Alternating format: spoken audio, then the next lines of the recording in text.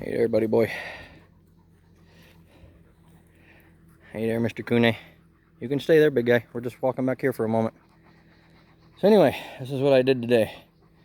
When I showed up, that trailer back here in the woods was removed, but there was something fell out of it with a bunch of glass. I mean, there was just glass strewn through the woods right here. Everywhere I see another small piece there, I'll get. But so nobody gets cut. But they were able to get in here, and they got it out with, you know, left minimal stuff behind, which is great. So, pretty darn cool. There it goes. It's gone. I love it.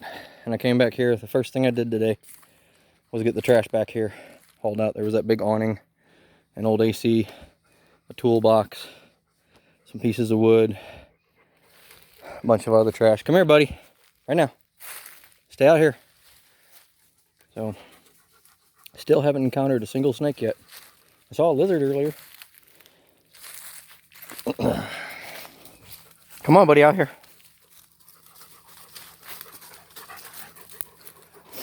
So yeah, it's nice having this gone. Of course, now I got this really large clear path through my woods now that I'm not quite sure what to do with. Well, my brother's expressed interest in possibly me letting him build a small cabin somewhere on the lot, and this might be a good spot. He's got a nice drivable path all the way back in here, and he can build a cabin back here or something. It's a little getaway every once in a while if he wants. So anyway, let's start heading back this way.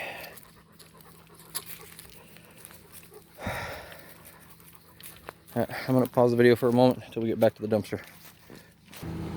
Alright, we're back up here. Got the car AC running. So we're leaving here fairly soon. And here's the dumpster. I'm glad I got a 30-yard dumpster. Because while it's not compacted, because I just couldn't lift everything that much, I've only got so much energy. But this dumpster's full. I mean, it's all kind of just tossed in there haphazardly, but it's still full. My goodness. That was a lot of trash I cleaned up today. So, anyway, moving on. There was a van here.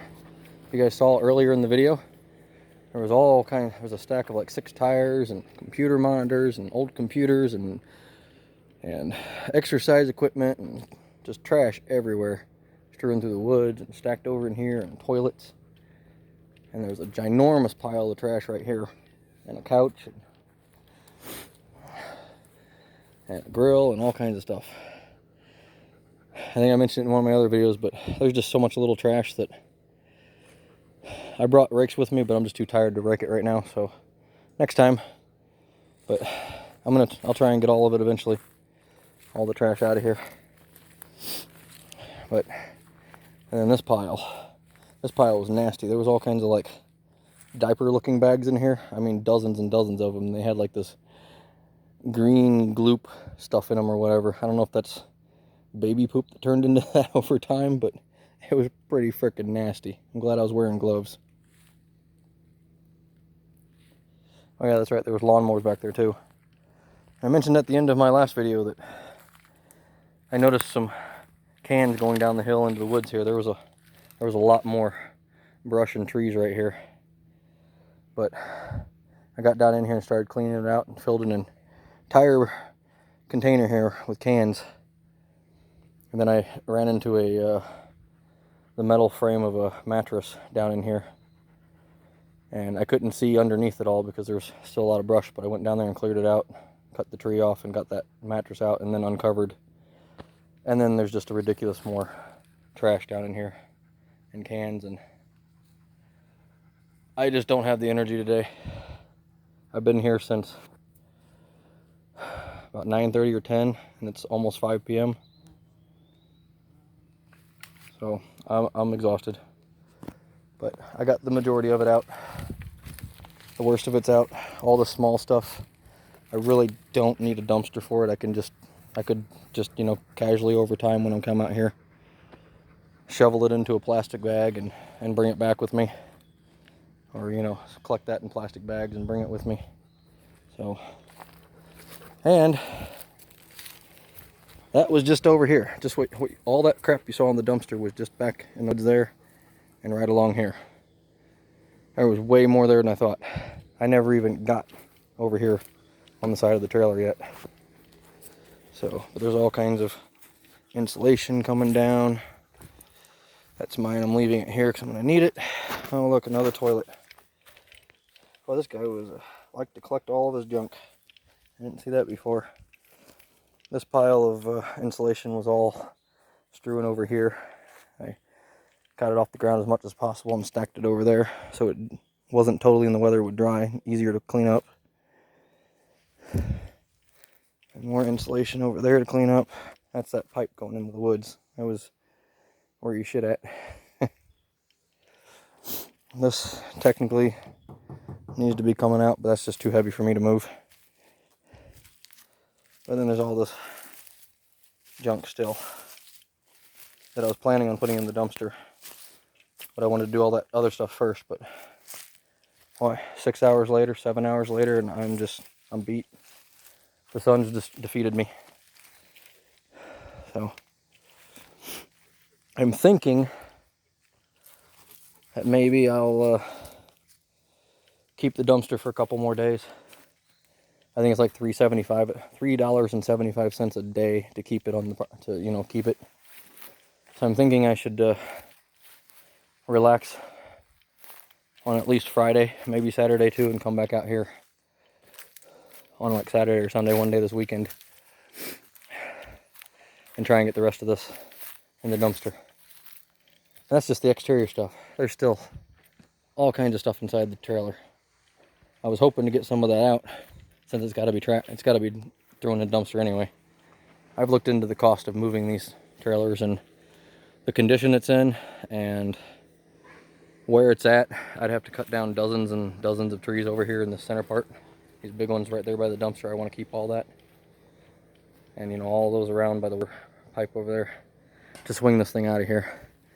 And I looked it up. I mean, it'd cost a couple $1,000s to move a trailer of this size. And that's if it's even possible, if it's still move ready, you know, if it's still structurally sound. So anyway, my brother-in-law is going to bring out, he's got a tractor with a backhoe and loader and everything on it. And he's going to bring it out to me sometime. Haven't decided when. Don't need it yet, but hopefully we can smash this trailer with it. Break it into small pieces. And then rent another dumpster and throw it in. The other task when he's out here is I want to get this culvert pipe back up on here. Dig this down. Run this culvert pipe across. Since I'm going to be doing my driveway through here. That way when the lake overflows, and it will, it'll go through the pipe and down here, which looks like a runoff down here, which I'm assuming goes down to the creek at some point. Someday I'll get in and clean all this up and make it look nice, but definitely not anytime soon. I've also been looking at the cost of don't climb in right there, Kune, that's too steep of a drop for you. I also was looking at the cost of land clearing, and it's like $2,000 to $3,500 a day for almost everybody I called, and most of them said that they could do maybe 3 to 3.5 acres a day to clear. I can also rent myself a brush hog if I want to, a little 28-inch wide brush hog. And that's also an idea. And I was originally going to try and brush hog as much of the property as I could right away. But the more I think about it, it's just so much to do. And then it's going to start regrowing this year still. And I don't need to get in over my head to where I'm going to have to rent another brush hog and clear. And so I'm just going to take it a day at a time and clear as I go, as I need it. So, and for right now, you know, I've got a pathway cleared all the way back to the back side of the property. And where those two big trees are, that one there, that one there, I'm gonna cut those down, and all the little brush trees in between all that, so that you can see across the lake from here, and build my cabin over there. Oh, I also am going to use my brother-in-law's backhoe to dig a trench from the power pole all the way back to where I'm going to build.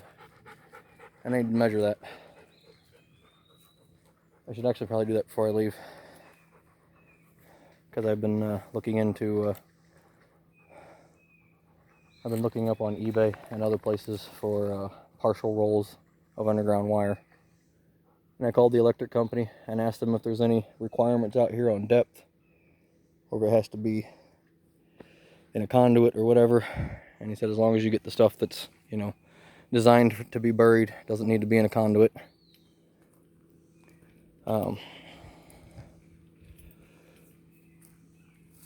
But either way,